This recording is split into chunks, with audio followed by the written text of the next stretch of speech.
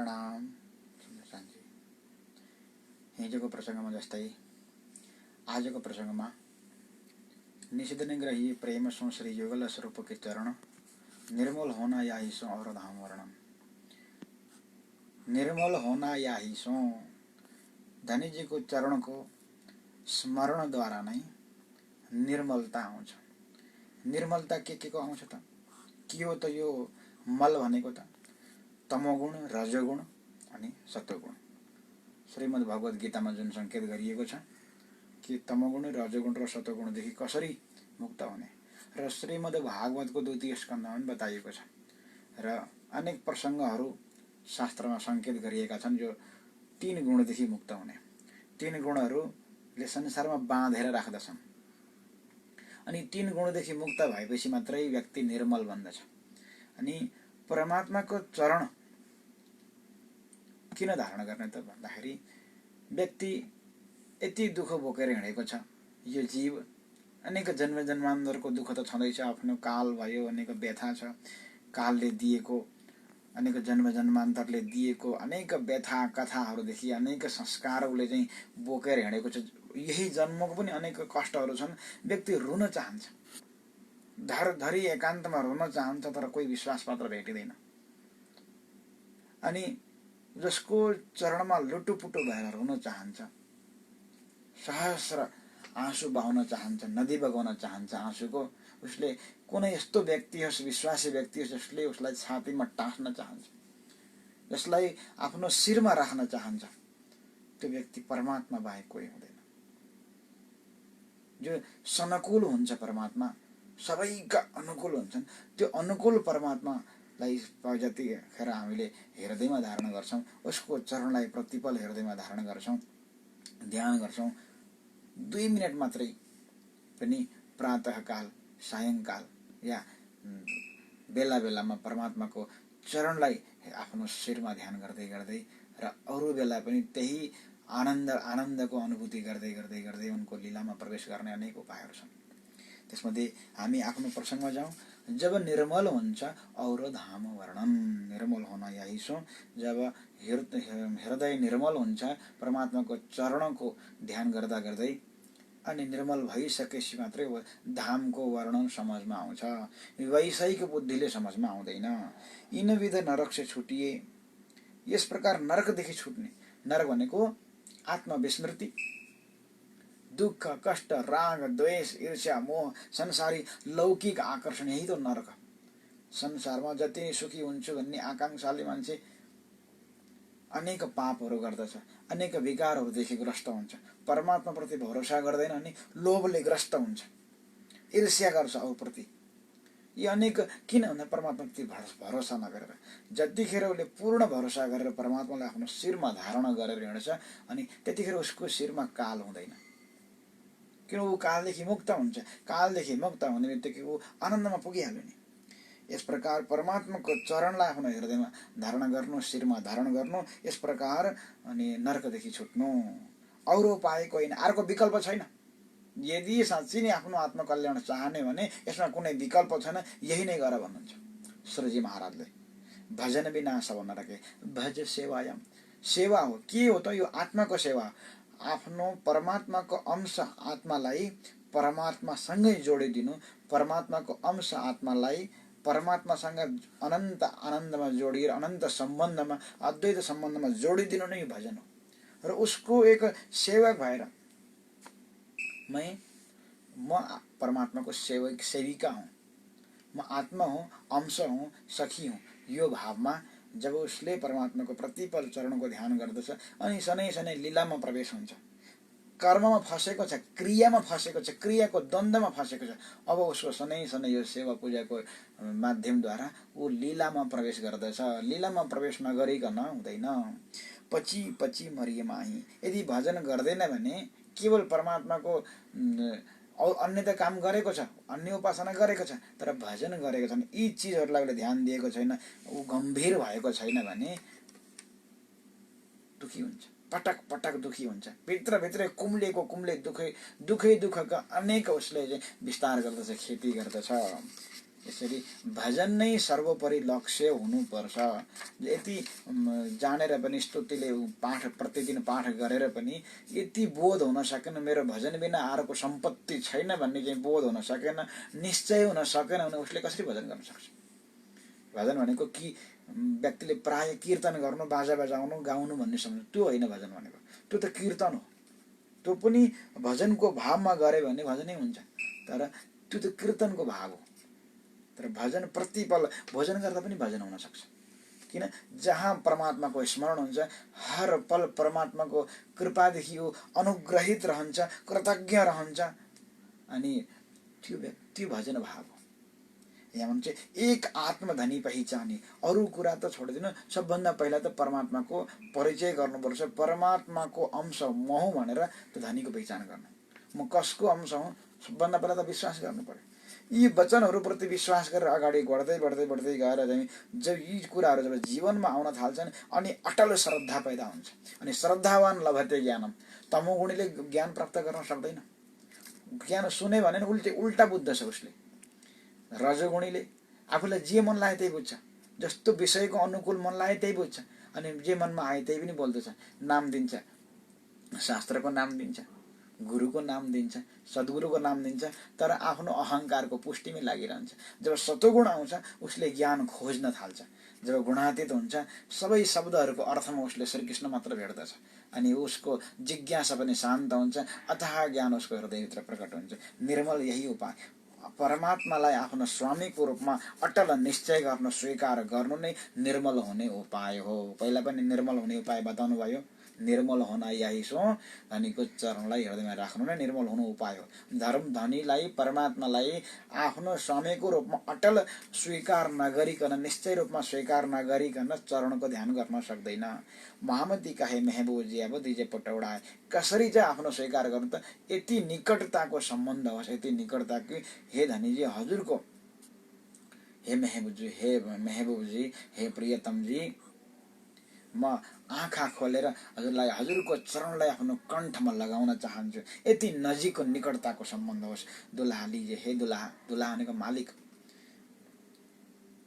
कण्ठ लगाए जसलाई हामीले प्रतिपल प्रेम गर्न सक्छौँ उही नै दुल्हा हो। गुण अवगुण जति पनि मैले गुण गरेँ होला, अवगुण के, गुणप्रति पनि मेरो कुनै अहङ्कार नहोस्, गौरव नहोस्, अवगुण गरे पनि ग्लानी नहोस्। र गुण अवगुणदेखि दुवैदेखि माथि उठ्ने बित्तिकै हुन्छ कि जो पिछले जाउँ न, जति पनि मदेखि क्रिया भए, कर्म भए, त्यो न राम्रा कर्महरूप्रति आसक्ति छ, न नराम्रा कर्महरूप्रति ग्लानी छ, दुवैदेखि मुक्त हुनुपर्छ। व्यक्ति पश्चातापमा गएर पनि हुँदैन, राम्रा कर्मदेखि गौरव गरेर पनि हुँदैन, अहङ्कार गरेर पनि। किन? दुवै प्रकृति पक्षले नै गराउँछ भने दुवैको सम्बन्धदेखि मुक्त हुन सक्छ, हुनुपर्छ। नैना खोल कि अङ्क भर लिजे, दुल्हा लिजे कण्ठ लगाए, आफ्नो कण्ठमा प्रतिपल उनको चरण होस्, कण्ठले लगाउनु। गुण अवगुण जेते कि जति पनि गरिए कि जो पिछले जाउन, साहेब सो साँचा रहे साथी साँचो त हुन। साहेब परमात्मा प्रति साक्षी हुनु कि उनी द्रष्टा हुने नै हो। दुईटैको सम्बन्धदेखि मुक्त हुनु छ नि साक्षी रूपमा परमात्मा नै हुनुहुन्छ। साथी, सच्चा साथी भनेको परमात्मा नै हुन्छ। मैले जे गरे पनि नराम्रो काम भयो, राम्रो काम भयो, अब दुवैदेखि म मुक्त हुन चाहन्छु। यो मैले गरेँ भन्ने कुरादेखि मुक्त हुन चाहन्छु। राम्रो काममा पनि मैले गर्दाले अहङ्कार पैदा गर्छ, नराम्रो काममा पनि मैले गर्दा यो तीनटा कुराले के हुन्छ त? त्यसमा चाहिँ ग्लानी पैदा गर्छ। ग्लानीले पनि डुबाउँछ अनि संसारप्रतिको जुन एउटा अहम भावले पनि डुबाउँछ। यी दुवै तीनै चिजलाई छोडिदिने बित्तिकै सबै त्यो एक अध्यात्म यात्रा सुरु हुन्छ। यहाँ भन्नुहुन्छ साथी साँचो त हुन। सच्चा साथी भनेको केवल परमात्मा मात्रै हुन सक्छ। अवगुण काढे, यहाँ श्रीजीले बार बार भन्नु अवगुणलाई हटाइदिनु। भनेको सत्य रज तमदेखि पैदा भएका अनेक अवगुणहरू छन्, त्यसलाई हटाइदिनु। हटाउनु असम्भव छैन। यहाँ बताइसक्नु भयो निर्मल होना यही उपाय। हारे से होइ जित, आफ्नो पुष्टि गर्नको लागि, आफूलाई सही पुष्टि गर्नको लागि, व्यक्तिले सही सिद्ध गर्नको लागि शास्त्र पनि निन्दा गरिदिन्छ, आफ्नो अहङ्कार सिद्धिको लागि। अनि उही नै व्याकुल हुन्छ, ऊ शान्त हुँदैन। यो शान्त हुनुको लक्षण नै होइन। आफ्नो लौकिक हारमा, अहङ्कारको हारमा नै जित छ। हारे से होइ जित भनेको आफ्नो अहङ्कारको हारमा नै जित्छ। अहङ्कार, जो व्यक्तिले अहङ्कार, कसैले अहङ्कारमा चोट गर्छ, ऊ फेरि अर्को अहङ्कार पैदा गरेर उसलाई चाहिँ हमला गर्ने कोसिस गर्छ। तर यहाँ श्रीजीले के भन्नुहुन्छ, अहङ्कारलाई हार्न देऊ। केले जित्नु, के त धनीजीको आदेशले जित्नु, आत्मकल्याणको एक प्रबल इच्छाले जित्नु, प्रबल सङ्कल्पले जित्नु कि मैले अब अहङ्कारको विजय गर्न खोजेँ भने, अहङ्कारको पक्ष लिएँ भने मेरो सर्वनाश हुन्छ। मेरो अन्तिम उपाय हो, फर्स्ट एन्ड लास्ट। यो मनुष्य तन भनेको अन्तिम उपाय हो। जब यो निर्विकल्प रूपमा उसले पकड्दछ तब ऊ ती चिजहरूदेखि आफै मुक्त हुन्छ। जसलाई आत्मकल्याणको चिन्ता हुन्छ, यी विकारहरूदेखि स्वतः मुक्त हुन्छ। सहाय बसौँ सन्मुख सदा। अनि जब मुक्त हुन्छ, अहङ्कार उसले हराइदिन्छ, अहङ्कारलाई छोडिदिन्छ, अनि ऊ प्रतिपल सहाय बसौँ सन्मुख सदा। सदा भनेको नित्य, निरन्तर। जतिखेर उसलाई लाग्दाखेरि प्रतिपल मेरो परमात्मा अगाडि हुनुहुन्छ। मनसा वाचा कर्मणा, प्रत्येक कुराहरू देख्नु भएको छ कि उसले गल्ती गर्छ त हुँदैन। व्यक्तिले कुनै व्यक्तिलाई खुसी गर्नु पर्यो भने, एउटा सामान्य व्यक्तिले उसको व्यक्तिको अगाडि आफ्नो गुण प्रदर्शन गर्ने कोसिस गर्छ, आफ्नो अवगुणलाई लुकाएर राख्दछ। अनि परमात्मा त सर्वद्रष्टा हुनुहुन्छ। उसलाई लाग्यो कि परमात्माको दृष्टिमा म छु नित्य निरन्तर, उसले कसरी त्रुटि गर्छ? अवगुण गाढे गुण गरे हरे से हो। तो साहेब सन्मुखता, प्रतिपल म धनीजीको दृष्टिमा छु। यो भाव नै के हो त? ब्रह्म सृष्टिको भाव, एकात्म भाव। यसले ब्रह्म हृदयतर्फ लिएर जान्छ। अनि ब्रह्म सृष्टिको यो रीति नै ब्रह्म सृष्टिको, यो ब्रह्म सृष्टिलाई जसको रीतिलाई जसले स्वीकार गर्यो त्यो वास्तवमा संसारमा उसले विजय प्राप्त गर्यो। ये सुख शब्दातीत, यो जुन परमात्माको प्रतिपल परमात्माको दृष्टिमा छु भन्ने जुन बोध नित्य स्थिरतामा स्थिर भयो, त्यो स्थिर हुने बित्तिकै जुन एक परमानन्द प्रकट हुन्छ, ये सुख शब्दातीत। यो सुख शब्दातीतको भन्न सकिँदैन है, त्यही गएर प्राप्त गर्न सकिन्छ। न लेखेर हुन्छ, न वर्णन गरेर हुन्छ, न व्याख्या गरेर हुन्छ। त्यो सुख त्यही नै गएर त्यही स्थितिमा पुगेर मात्र प्राप्त गर्न सकिन्छ। क्यों कर आवे जुवान, यो जिब्रामा कसरी आउन सक्छ, वर्णनमा कसरी आउन सक्छ? यो त त्यही नै पुग्नुपर्छ। मिठाईको वर्णन गरेर हुँदैन, व्याख्या गरेर हुँदैन, हजारौं किताब लेखेर हुँदैन। जब मिठाई जिब्रोमा पर्दछ अनि स्वाद आउँछ, त्यसरी नै त्यो सुखमा पुगेपछि मात्र आनन्द आउँछ। त्यो सुखमा पुग्नु भनेको मर्नु होइन, मरेपछि होइन, तत्काल आनन्द। यस बताउनु भएन छत्रसालजीले, सदा आनन्द मङ्गलमै रहिए, जीवितै रहिए। अनि प्रतिपल धनीजीको चरणलाई आफ्नो शिरमा राखेर धनीजीको नामलाई जति महत्त्व दियो स्वतः कण्ठमा आउन थाल्छ। यदि महत्त्व दिएन भने आउँदैन। धनीजीको नामलाई, परमात्माको स्वरूपलाई, परमात्माको चरणलाई जति महत्त्व दियो त्यति नै व्यक्तिको प्रतिपल याद आउन थाल्छ। याद आएन मतलब महत्त्व दिएको छैन। बाले थे बुढ़ापे लगे, ये सुख शब्दातीत के क्यों कर आवे जुबान। बाले थे बुढ़ापे लगे, मेरे सिर पर खडे चौबान। मेरो शिरमा धनीजी बस्नु भएको छ। बाले थे, बचपनदेखि, केटाकेटी अवस्थादेखि अथवा जन्मनुभन्दा पहिलेदेखि नै उनको दृष्टिमा छु। मेरो शिरमा खडा हुनुहुन्छ, मेरो शिरमा उभिनु भएको छ भन्ने जुन भाव उसको हृदयमा निश्चित हुन्छ, ऊ निर्भय हुन्छ। भयदेखि मुक्त हुन्छ, भय व्याकुलदेखि मुक्त हुन्छ। नजर से न काढी मुझे, हे धनीजी हजुरको यति धेरै कृपा छ कि मलाई एकैछिनको लागि पनि नजरदेखि हट्न दिनु भएन। अब्बल से प्रारम्भदेखि अहिलेसम्म।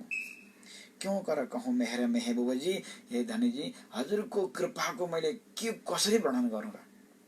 जो करत उपर मुमिन, मुमिन भनेको के हो त? जसले परमात्माको प्रीति चाहन्छ त्यही मुमिन हो। जो मुमिनको हृदयमा आफ्नो हृदय विलय गरिदिन्छ त्यही मुमिन हो। जो संसारमा विषयमा जिन चाहन्छ, परमात्माको नाम लिएर पनि विषय नै उसको लक्ष्य, ऊ चाहिँ जीव हो। उसलाई कालको डर छ, उही जीव हो। तर ऊ कालको डरदेखि मुक्त भयो, कालातीत भयो, परमात्मा नै उसको सर्वोपरि भयो भने ऊ मुमिन हो। जो पग्लन चाहन्छ, एक हुन चाहन्छ, ऊ चाहिँ मुमिन हो। जो मोमिन 12,000 मोमिन बताइएको छ, त्यो 12,000 मोमिनको हृदयमा एक भयो, ऊ समाविष्ट भयो। मोमिनको हृदयमा, ब्रह्मात्माको हृदयमा ऊ एक भयो। अनि कसैले नाम धारण गरेर म मोमिन, म ब्रह्मसृष्टि, म पवित्र आत्मा इत्यादि हुँदैन। नाम धारण म फलाना निजानन्दी रे, अब ती सबै हुँदैन। वास्तवमा जो पुगेको छ उपाधिहरू अलग हुन्छन्। हैन। जो मिश्रीलाई मिश्री नाम नराखे पनि ऊ गुलियो हुन्छ, मिठाईलाई मिठाई नाम नराखे पनि, उसलाई सम्बोधन नगरे पनि ऊ गुलियै हुन्छ, सूर्यलाई सूर्य नाम नराखे पनि ऊ प्रकाशित छ। यो नाम भनेको त उपाधि मात्र हो। कोही देवता कसैलाई तुमको यहाँ भन्नुहुन्छ, जब उसको लक्ष्य नै परमात्मा हुन्छ, परमात्माको प्रीति हुन्छ, ऊ किन संसारमा त लडिरहन्छ र? कोही देवता कसैले कष्ट दियो भने पनि ऊ उसलाई भला नै चाहन्छ, हे परमात्मा यसको कल्याणै होस् भनेर। जसलाई भोलि मर्छु भन्ने थाहा भयो, कसैले भनिदियो भने के उसले आफ्ना शत्रुसँग लड्छ र? तुरन्त मृत्युको डरले पनि उस के गरिदिन्छ त, मेरा कोही शत्रु छैनन्, आखिर मरेर जानु रहेछ, को शत्रु को मित्र भन्ने उसलाई भाव आउँछ। एउटा कालको दर्शनले मात्रै ऊ सबै शत्रु मित्रको भावदेखि मुक्त हुन्छ भने परमात्माको दर्शनले हुँदैन? अवश्य हुन्छ। सबैलाई के गर्छ त, कोही देता कसैलाई तुमको तुम भला चाहियो त, कसैले दुःख दिए पनि उसले माफी गरिदिन्छ, अथवा मलाई परमात्माको कृपाले यस्तो आएको भन्ने सम्झिन्छ, ऊ प्रति द्वेष गर्दैन। सुरत धाम किन छोडियो? सबभन्दा महँगो चिज भनेको सुरती हो, सुरता। परमात्माको चरणमा ध्यान लाग्नु, परमात्माको लीलामा ध्यान लाग्नु, नाममा ध्यान लाग्नु, नाम जपिरहनमा लाग्नु, नाममा एकाग्र हुनु, अविच्छिन्न सम्बन्ध बनिरहनु, अटुट सम्बन्ध बनिरहनु, यो चाहिँ सुरता हो। यो सुरता प्रतिपल लागोस्। जतिखेर प्रीति बन्दछ, परमात्मा नै सर्वोपरि हो भन्ने प्रीति बन्दछ, सुरता आफै लाग्छ, सुरता पछि फेरि आउँदैन। यो सुरतालाई, यो वास्तवमा चित्तवृत्तिलाई पनि सुरता भनिएको छ। यो त एक त अनादि सुरता हुन्छ, यो त लौकिक सुरता हुन्छ। लौकिक सुरता यो मन बुद्धि आदिको सुरता हो। एउटा अनादि सुरता छ। यो लौकिक सुरता गएर त अनादि भावमा एक हुने बित्तिकै अनादि सुरता हुन्छ, सुरता जागृत हुन्छ, अनि त्यो सुरताले परमात्मालाई कहिले पनि छोड्दैन। महामती कहे पिछा नदेखियो। महामती भने चाहिँ पछाडि नहेर्नु, हैन। मैले यस्तो गरेँ उस्तो गरेँ, न सत्कर्मप्रति गर्व गर्नु, न कुनै काम नराम्रो काम भइहाल्यो भने त्यसप्रति ग्लानि गर्नु। दुवैदेखि मुक्त, सम्बन्ध विच्छेद गर्दैन। यो मदेखि भएको होइन, हैन। अब नराम्रो काम मैले भएको होइन, परमात्माले गरेको। व्यक्तिको के हुन्छ, जब रजोगुणी बुझाइ हुन्छ, तमोगुणी बुझाइ हुन्छ, नराम्रो काम चाहिँ मैले गरेको होइन, अनि राम्रो काम चाहिँ मैले गरेको, यो हुँदैन। दुइटै छोड्नुपर्छ, दुइटैको मुह छोड्न, राम्रो नराम्रो दुइटैको, त्यसप्रतिको गर्व र ग्लानि दुवै छोड्न सक्नुपर्छ। सुरत धाम किन छोड्यो? सुरत पछि फेरि आउँदैन। सुरतालाई चाहिँ पछि भनेको यो विषयतर्फ नफिर्काउनु भनेको संसार नै सर्वोपरि हो भन्ने भाव कहिले पनि नआओस्। किन हामीले परमात्मालाई माने पनि नमाने पनि संसारले एक दिन यो शरीरको सम्बन्धदेखि मुक्त गरिदिन्छ। कालले संसारले सम्बन्धदेखि मुक्त गरिदिन्छ स्वतः, तर संसारले मुक्त गर्नुभन्दा पहिले नै आफूले सम्बन्ध मुक्त गरियो भने दुःख चाहिँ लाग्दैन, किन ऊ आनन्दमा पुगिसकेको हुन्छ। महामती कहे पिछा नदेखि। महामती भने पिछा पछाडि नहेर्नु, फर्केर अगाडि जानु छ नि अगाडि नै हेर्नु, र पछाडि विषयका विकार हो, विषयप्रतिको आशा, सबै कुरालाई छोड्दिनु, पाप पुण्य इत्यादि सबै छोड्दै जानु। ना किसीकी परवाह, हैन। कसै गुणवान छ भने त्यसप्रति पनि आसक्त नहुनु, कोही अवगुणी छ भने त्यसप्रति पनि द्वेष नगर्नु, कसैको प्रवाह नगर्नु, एक आफ्नो आत्माको चिन्तन गर्नु, म परमात्माको हुँ। यदि यो भावमा दृढ स्थिर हुने, जसरी महामती श्री प्राणनाथजी हुनुभयो, सद्गुरुको कृपाले सद्गुरु हुनुभयो, त्यसपछि आफू स्थिर हुने बित्तिकै अरूको कल्याण गर्न सक्नुभयो। अब उहाँका पछि पछि अरू मुमुक्षु जीवहरू लाग्दथे, उहाँ पछि लाग्नै पर्थेन।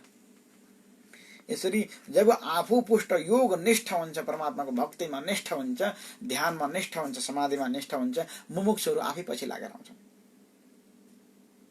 एक धाम हृदयमा लेके, अनि अर्को कुरो पछि लगाउनु पनि उद्देश्य हुँदैन त्यो व्यक्तिको, किन ऊ आफ्नो आनन्दको समुद्रमा निमग्न हुनु उद्देश्य हुन्छन्। तर जति पनि मुमुक्षुहरू साथ चाहन्छन् अनि एक भएर बस्छन्, भले टाढा टाढा किन नहुन्, शारीरिक रूपले टाढा नभए पनि भावात्मक रूपमा एक भएर बस्दछन्। नै किसी एक धाम हृदयमा लेके उडाए दिजिए अरवाह। महामती कहे अरवाहे अर्श से। महामतीजी भन्नुहुन्छ परमधामदेखि जो आउनु भएको छ ब्रह्मात्माहरू, जो कोही आयो हो, तर जो कोही पनि उत्रेर आउनुहुन्छ, अवतरण हुनुभएको छ, अर्थात् चित्तवृत्ति है, गतिको कुरा छैन, क्रियाको कुरा छ, केवल दृष्टाको, यो दृश्यको मात्र सम्बन्ध छ। परमधामका ब्रह्मात्माहरूको संसारसँग के सम्बन्ध छ? केवल हेर्नु मात्र सम्बन्ध छ।